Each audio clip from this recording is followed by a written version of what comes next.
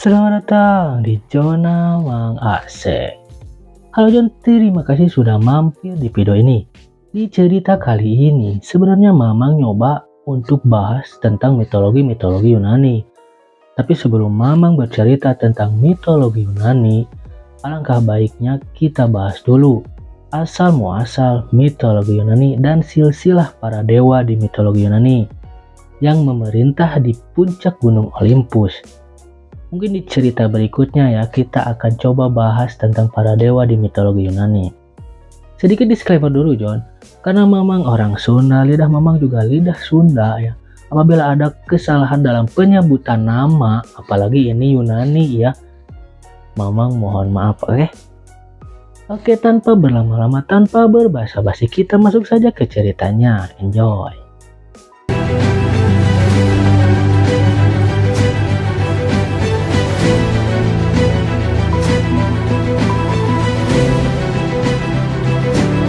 Mitologi Yunani adalah serangkaian mitos-mitos dan legenda yang berkembang di Yunani kuno, sekitar 1200 hingga 800 sebelum Masehi. Mitologi ini berperan penting dalam budaya Yunani kuno, memberikan penjelasan tentang asal-usul alam semesta, fenomena alam, serta perilaku manusia pada saat itu. Mitos-mitos ini awalnya disampaikan secara lisan dari mulut ke mulut, atau juga seringkali melalui puisi epik yang diceritakan oleh para penyair, seperti Homer dalam Iliad dan Odyssey, serta Hesiod dalam Theogony. Mitologi Yunani tidak hanya berfungsi sebagai hiburan, tetapi juga sebagai panduan moral dan spiritual bagi masyarakat Yunani kuno. Melalui cerita-cerita ini, orang Yunani kuno mencari pemahaman tentang keberadaan mereka, hukum alam, serta hubungan mereka dengan dunia ilahi. Mitos-mitos ini mencerminkan pandangan dunia Yunani yang unik, di mana para dewa memiliki karakteristik manusiawi seperti mencintai, benci, marah, cemburu, dan bahkan melakukan kesalahan. Kisah penciptaan dalam mitologi Yunani dimulai dengan chaos. Chaos adalah kekosongan yang tidak berbentuk dan tidak teratur. Dari chaos muncullah Gaia, atau disebut ibu bumi. Gaia adalah dewi perwujudan dari bumi dalam mitologi Yunani, sebagai personifikasi dari bumi itu sendiri. Kemudian Gaia melahirkan Uranus atau Bapa Langit yang menjadi pasangannya. Hubungan antara Gaia dan Uranus melambangkan kesatuan antara bumi dan langit. Dari mana segala sesuatu berasal, dari persatuan mereka lahirlah para Titan, makhluk-makhluk raksasa yang merupakan leluhur bagi para dewa-dewi Yunani. Para Titan memiliki kekuatan besar dan menjadi penguasa alam semesta pada masa itu. Namun, hubungan antara Gaia dan Uranus tidak selalu harmonis, John. Uranus yang takut akan kekuatan anak-anaknya mengurung mereka di dalam perut Gaia, menyebabkan penderitaan besar bagi ibunya. Merasa marah dan terluka, Gaia memanggil anak-anaknya untuk memberontak melawan Uranus. Tapi hanya Kronos lah, Titan yang paling muda dan licik yang berani melawan. Dengan menggunakan sabit emas yang diberikan oleh Gaia, Kronos berhasil menumbangkan Uranus dan menjadi penguasa baru alam semesta. Namun, kekuasaan Kronos diwarnai dengan ketakutan, karena Kronos diramalkan akan ada salah satu dari anaknya yang akan menggulingkannya sebagai penguasa alam semesta. Sebagaimana ia telah menggulingkan ayahnya Uranus. Untuk mencegah ramalan itu, Kronos menelan setiap anak yang dilahirkan oleh istrinya Rhea.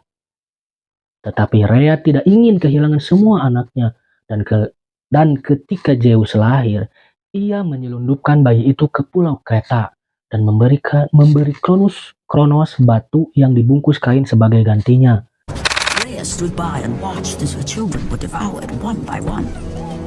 But when the time came for the last of her children to be eaten, she was unable to bear another such loss, and devised a trick to save the baby Zeus.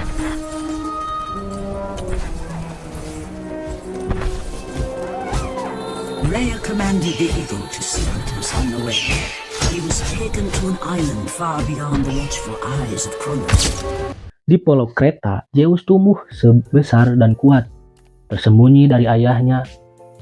Ketika sampai dewasa, Zeus kembali untuk memenuhi takdirnya Dengan bantuan ibunya Rhea dan para Titan yang menentang Kronos, Zeus berhasil memaksa ayahnya untuk memuntahkan saudara-saudara yang telah ia telan sebelumnya. Dan saudaranya itu antara lain Hestia, Demeter, Hera, Hades, dan Poseidon.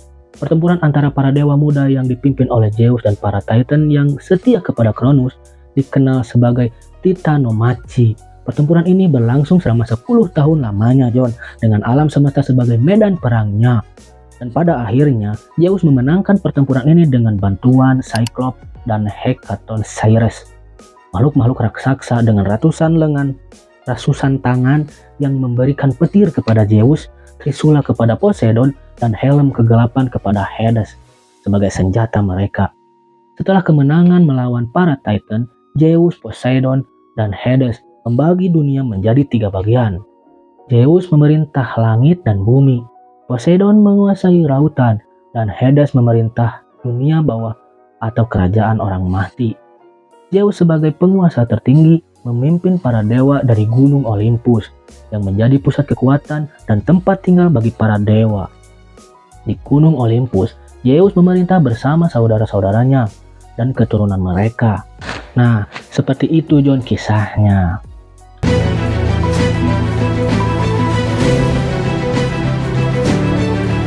Mari kita lihat lebih dekat silsilah dan peran dari para dewa utama.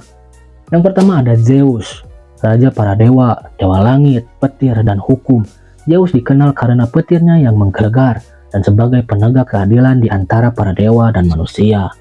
Yang kedua ada Hera. Hera adalah istri Zeus, dewi pernikahan dan keluarga. Meskipun sering cemburu dan marah karena perselingkuhan Zeus, Hera sangat melindungi pernikahan dan kesucian keluarganya. Ketiga ada Poseidon, yang sang penguasa lautan dan dewa gempa bumi.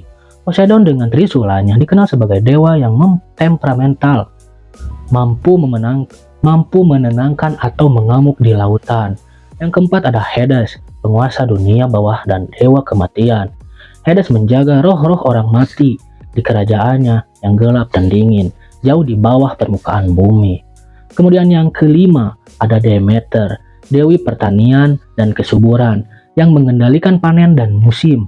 Putrinya Persephone menjadi ratu dunia bawah setelah diculik oleh Hades, dan kisah ini menjelaskan terjadinya musim-musim dalam setahun. Yang keenam ada Hestia, dewi perapian dan rumah tangga yang menjaga kehangatan rumah dan keharmonisan keluarga. Meskipun tidak sepopuler saudara-saudaranya, Hestia sangat dihormati di setiap rumah tangga Yunani. Kemudian yang ketujuh ada Athena, dewi kebijaksanaan, perang, dan seni, lahir dari kepala Zeus setelah ia menelan Metis, ibu dari Athena. Athena adalah pelindung kota Athena dan dikenal karena kecerdasan serta keadilannya. Yang kedelapan ada Apollo, dewa cahaya, musik, puisi, dan ramalan. Apollo putra Zeus dan Leto adalah salah satu dewa yang paling serbaguna dan dihormati di Yunani kuno. Kesembilan ada Artemis, dewi berburu, hutan, dan bulan. Saudara kembar dari Apollo ini dikenal sebagai pelindung hewan liar dan pemburu, serta dewi kesucian.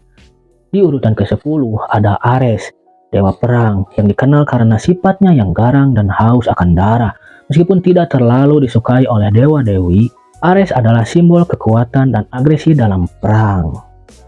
Yang ke-11 ada Aphrodite, dewi cinta, kecantikan, dan hasrat. Lahir dari buih laut, Aphrodite memiliki kekuatan untuk mempesona dewa-dewi dan manusia dengan kecantikannya. Ke-12 ada Hephaestus, dewa api, pandai besi, dan teknologi. Putra Hera ini, meskipun lahir cacat, Hephaestus menjadi pengrajin yang luar biasa, menciptakan senjata dan peralatan bagi para dewa. Ke-13 ada Hermes, dewa utusan, perdagangan, dan pencuri. Putra Zeus dan Maya, Hermes dikenal karena kecepatannya dan kemampuan untuk berpindah-pindah antara dunia manusia dan dunia para dewa. Itulah ke-13 dewa-dewa utama di dalam mitologi Yunani yang mendiami puncak gunung Olympus. Mitos-mitos ini tidak hanya sekedar cerita, tetapi juga jendela yang membuka pemahaman kita tentang nilai-nilai yang dipegang oleh masyarakat Yunani kuno. Mereka mengerjakan tentang keberanian, kecerdasan, dan moralitas. serta menjelaskan fenomena alam yang sulit dimengerti pada masa itu. Hingga kini, mitologi Yunani terus mempengaruhi budaya seni dan sastra dunia. Para pahlawan seperti Hercules, Perseus, dan Odysseus tidak hanya menginspirasi Yunani kuno, tetapi juga menjadi ikon keberanian dan tekad bagi kita semua.